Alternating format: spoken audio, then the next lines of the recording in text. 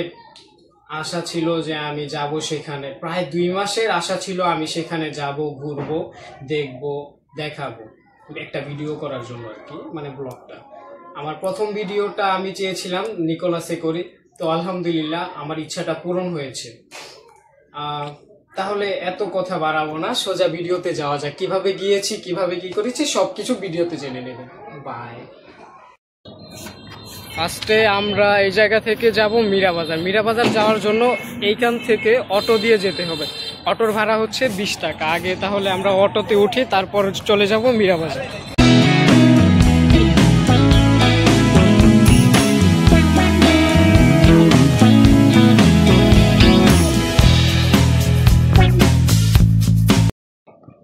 এখন আমি আছি হচ্ছে নলসারা। আমি ভাবছিলাম ফার্স্টে, আমি জানতাম না আসলে কিভাবে যেতে হয়। আমতলী থেকে ভেবেছিলাম ওই কি বলে এটাকে, মীরাবাজার এসে তারপর নলসারা আরেকটা অটো দিয়ে আসতে হয়, তবে না, একদম আমতলী থেকে নলসারা সোজা আসা যায়। এখন আছি এই যে নলসারা। এখন নলসারা থেকে সেই পিছে অটো দাঁড়ানো আছে, কোথায়, এই যে অটো দাঁড়ানো আছে, এই অটো থেকে আবার নাগরী যেতে হবে সোজা।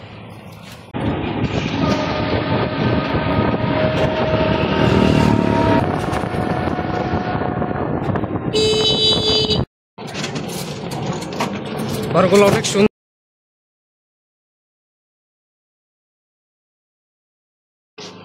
এই তো মাত্র অটো থেকে নামলাম, আর এই যে সেন্ট নিকোলাস গির্জা, এটা হচ্ছে তাদের কবরস্থান, আর এই হচ্ছে মূলত গির্জালয়। এটা মনে হয় ছোট গির্জা, হ্যাঁ এটাই তো মূল যে গির্জালয়টা, এটাই মেবি ভাস্কর্যটা সেন্ট নিকোলাস যিনি, উনার এটা আমি জানি না আসলে, আঙ্কেলকে জিজ্ঞেস করি এটা কি। আচ্ছা আঙ্কেল, এই এই যে বিল্ডিংটা আসলে এটা কি? এটা আমাকে গির্জাঘর, তোমাদের মসজিদ আমাদের। হ্যাঁ হ্যাঁ, তাহলে ওইটা মানে ওখানে লোকজন আমরা অনেক, তো এই জন্য এটা জায়গা ধরে না, এই জন্য নতুন করে এটা করা হয়েছে। নতুন করে এটা 400 বছর আগের। এটা 400 বছর আগের, মানে ওই যে সেন্ট নিকোলাস যিনি ছিলেন ওনার নামকরণে এটা হয়েছে। আর এটা হচ্ছে নতুন। এটা মেবি, এটা তো মেবি 1600 কত সালে জানো, নাকি 1900 কত সালে? না 1600 কত, 400 বছর আগে। 400 বছর পর্তুগালের কইরা গেল, পয়লা তাজগাঁও গির্জাটা করছে, তারপরে এটা এটা অনেক পুরাতন, 400 বছর আগের একটা ইমারত। আর এটা নতুন। আচ্ছা আঙ্কেল, ঢুকতে না দেওয়ার কারণটা? দেশের পরিস্থিতি ভালো না। আচ্ছা এই কারণে। তোমরা কই চাইছো? আমরা আসলে আঙ্কেল টঙ্গী থাকি।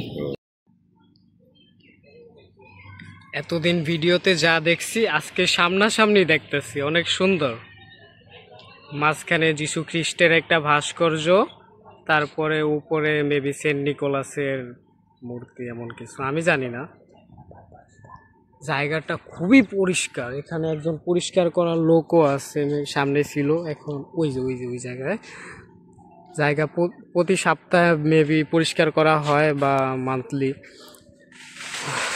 ভালো লাগতেছে।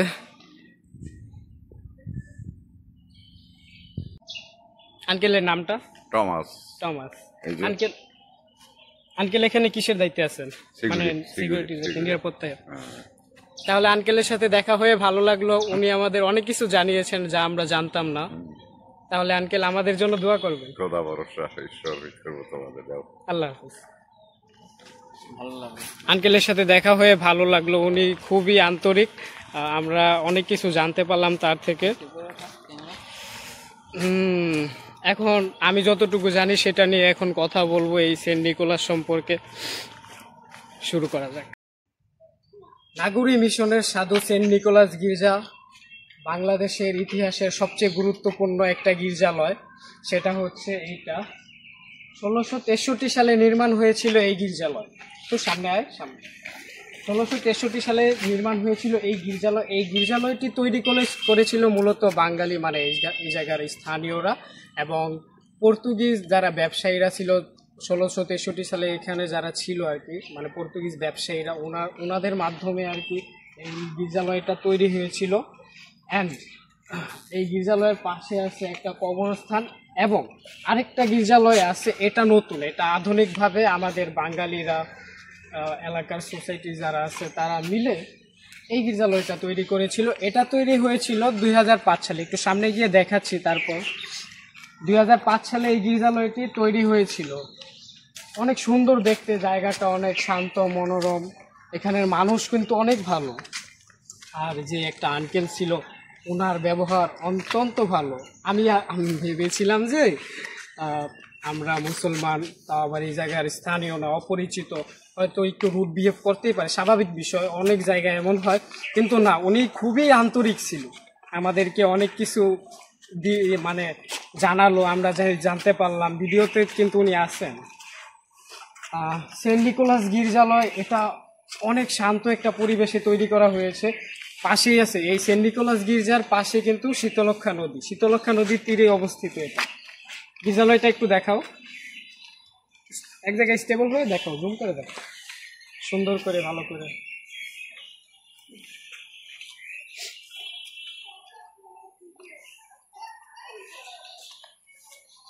অনেক সুন্দর। বাংলাদেশে গির্জালয় যে কয়টা আছে, ওই কয়টা গির্জালয়ের মধ্যে এটা হচ্ছে দ্বিতীয় বৃহত্তর গির্জালয় অ্যান্ড ঐতিহাসিক একটা গির্জালয়।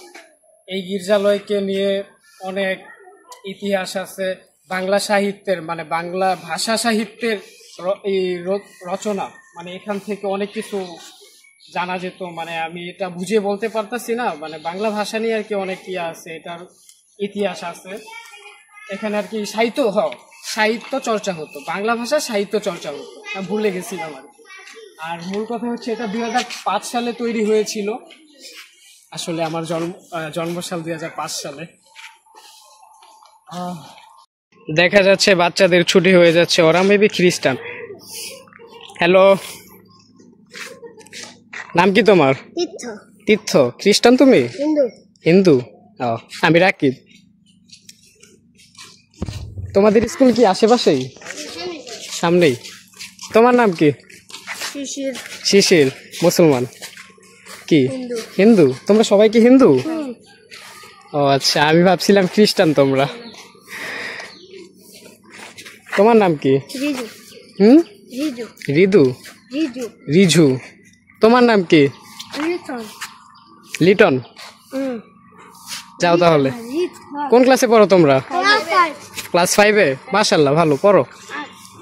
টাটা। আর কি বের হওয়ার রাস্তা, আমি মনে করছিলাম ওই পিছনে আরো কিছু আছে, জানতাম না। আচ্ছা যাই দেখি কি আছে। ওইদিকে একটা খেলার মাঠ আছে, অনেক বড় একটা বিশাল মাঠ। যেহেতু আমরা ভিতরে ঢুকতে পারিনি, তবে বাইরে থেকে দেখতে অনেক ভালো লাগতেছে আমার। আসলে আমি 2টা মাস ধরে প্ল্যান করতেছিলাম এখানে আসবো, কিন্তু কোনো একটা কারণে আসা হচ্ছিল না। আসলে এটা হচ্ছে ভাগ্য, আল্লাহ যাকে যেখানে যখন ইচ্ছা তখন নিবেন। আজকে কেন যেন, মানে কালকে রাত থেকে আর কি ভাবতেছিলাম এখানে আসবো, মানে আসবই, একা আসি কাউকে নিয়ে আসি, আসবই।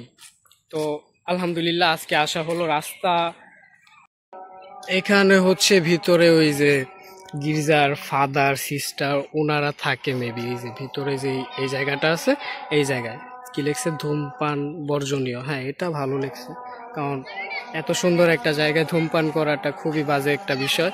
কবরস্থান, ওইটা কি যীশু খ্রিস্টের একটা দেওয়া আছে মূর্তি, মানে ওই যে ক্রস কি যেন বলে, ওইটাকে আমি জানি না, ওটা কমেন্টে আমাকে একটু জানিয়ে দিন, আমি ওটা আসলে জানি না।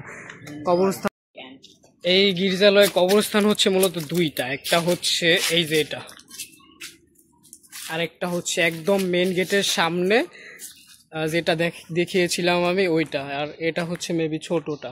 এখানে অনেক কিছু লেখা আছে, আমি ভিডিওতে দেখাচ্ছি, দাঁড়ান।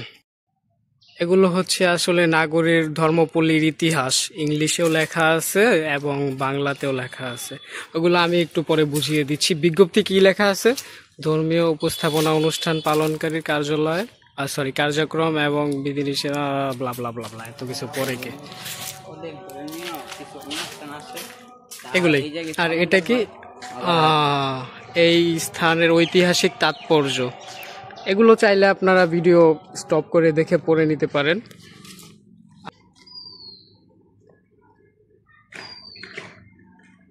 ঘুরলাম এখানে, এখন এখান থেকে চলে যাচ্ছি। আল্লাহ যদি আবার রিজিকে লেখা রাখে তাহলে আবার এখানে আসবো। Bye bye. অনেক অনেক বেশি খিদা লাগছে, এখন খাওয়ার জন্য কিছু নিতে হবে, দেখি কি নেওয়া যায়। একটা কোক নিব, ঠান্ডা একটা নিলাম, তারপরে এটা নিচ্ছি। আর কি আরেকটা রে, আমি খাবো না সিল, মানে ও একা খাইবো, আমি বৈশা বৈশা দেখবো, তাই না? তা কি চলে নাকি? ডেটটা দেখা নিস।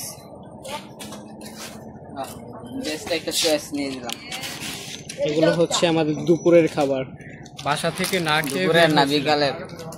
ওই দুপুর বিকাল দুইটা একসাথে, বাসা থেকে তো না খেয়ে বের হয়েছি। তুমি তো বাবা খাইছো, আমি খাইছি? আমি তো খাই নাই।